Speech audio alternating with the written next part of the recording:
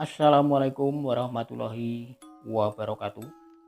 Kembali lagi bersama channel Misteri Dua Kehidupan.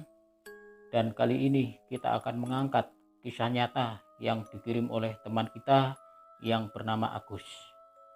Dan di sini Agus ditokohkan sebagai tokoh aku. Namun sebelumnya jangan lupa untuk teman-teman yang baru bergabung, dukung terus channel ini dengan cara like, komen, subscribe, dan share. Seperti apa kisah yang dialami oleh Agus ini?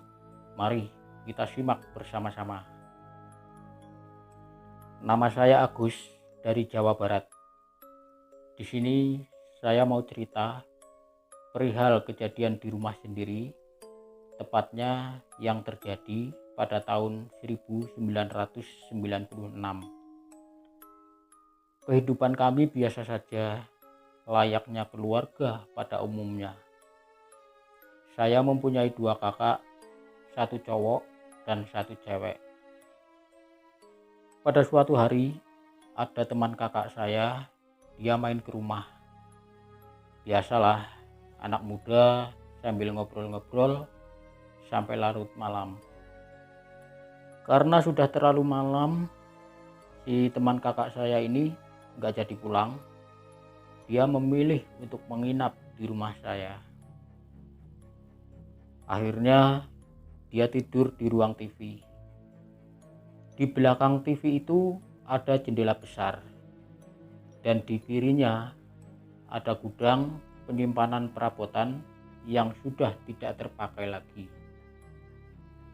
Dan di belakang rumah saya ada kuburan, tepatnya pas banget di belakang rumah. Tepat tengah malam, kata teman saya, dia melihat sosok wanita berambut panjang keluar dari dalam gudang yang menembus pintu. Karena masih mengantuk, dipikirnya itu ibu saya.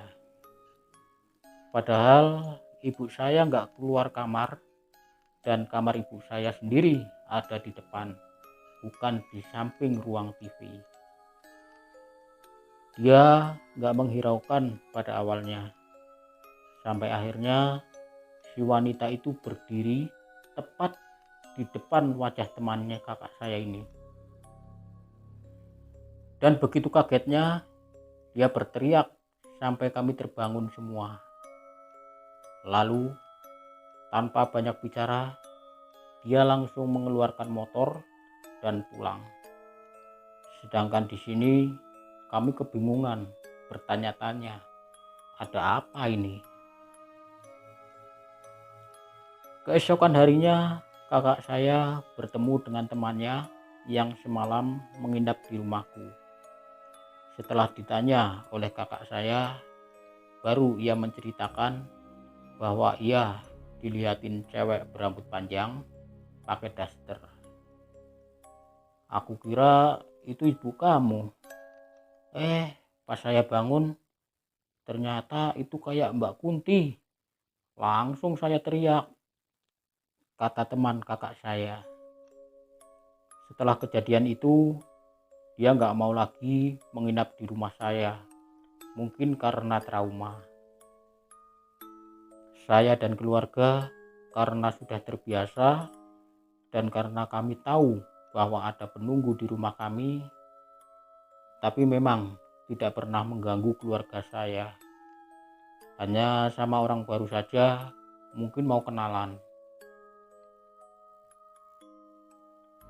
Setelah kejadian malam itu, malam berikutnya ketika kami sedang ngobrol di ruang tamu sambil nyemil makanan khas kampung, tiba-tiba ada yang mengetuk jendela kamar, dan tepatnya jendela kamar kakak saya, dan suaranya terdengar keras karena waktu itu jendelanya jendela kaca yang bisa dibuka, atau yang sering disebut lobster atau kaca nako. Suara itu keras banget, sampai di ruang tamu mendengar semua. Awalnya kakak saya membuka tirai jendela. Pas dia lihat, nggak ada orang. Lalu kakak saya balik ke ruang tamu. Pas baru saja balik badan mau melangkah, terdengar lagi kaca jendela itu diketuk. Lalu kakak saya lari dan kita bertiga bareng ibu saya mengecek keluar ke samping rumah, dan ketika di senter memang nggak ada orang. Waktu itu sekitar jam 11 malam. Setelah kami cek dan kembali ke dalam rumah, tiba-tiba aliran listrik padam. Akhirnya kami tidur di ruang tamu karena takut. Oh iya, saya lupa. Waktu itu bapak saya sedang pergi ke Bandung untuk urusan dinas. Jadi kami hanya berempat di rumah. Ketika kita mau tidur, ternyata jendela kamar itu diketuk lagi. Tapi bergantian, bukan hanya jendela kamar itu, melainkan bergantian dengan jendela kamar yang lain. Jadi pada intinya bukan jendela kamar kakak saya saja, semua jendela diketuk termasuk pintu rumah. Dan itu dalam waktu yang bersamaan. Kami semua takut. Waktu itu saya sampai keringetan saking takutnya. Dan itu berlangsung mungkin sekitar 30 menit. Akhirnya kami memaksakan diri untuk tidur dan akhirnya kami pun tertidur. Pagi harinya saya penasaran. Lalu saya pergi ke samping rumah, barangkali ada orang iseng. Tapi ketika saya cek, tidak ada jejak bekas sandal ataupun sepatu. Benar-benar aneh. Dan kaca itu berdebu. Kalaupun ada yang menyentuh, pasti debu itu ada bekasnya. Tapi ini debunya masih melekat, tidak berubah. Akhirnya siang itu kita beraktivitas seperti biasanya tanpa ada yang membahas masalah semalam. Sore harinya bapak saya pulang dari Bandung dan saya pikir nanti malam nggak akan ada lagi teror. Tapi ternyata masih berlanjut. Ketika maghrib, hujan deras turun dan waktu itu ibu dan bapak saya sedang ngobrol ngalor ngidul, sedangkan kedua kakak saya sudah tidur duluan. Waktu itu saya belum tidur sampai jam 11-an, dan pas di waktu yang sama terdengar suara listrik disambar petir. Suaranya mirip bom. Saya sampai kaget dan lampu langsung padam total. Tepat jam 12.30 saya ingin mengambil mainan saya yang disimpan di meja ruang tamu. Lalu saya bilang ke ibu, "Bu, saya mau mengambil trompet di depan meja." Lalu kata ibu saya, "Ya udah, ambil, nanti ibu sorot pakai baterai."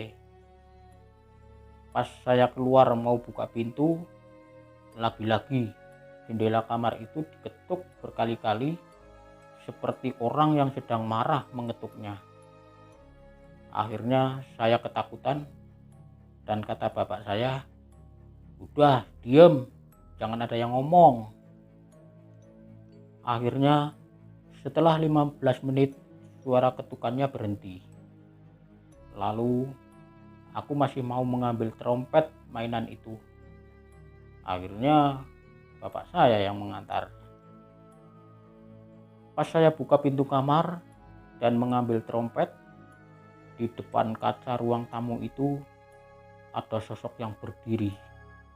Matanya besar seperti merah menyala dan kukunya panjang-panjang sekali. Sambil menggeram dan mulutnya menganga sambil meneteskan darah ke kaca. Seketika aku menjerit.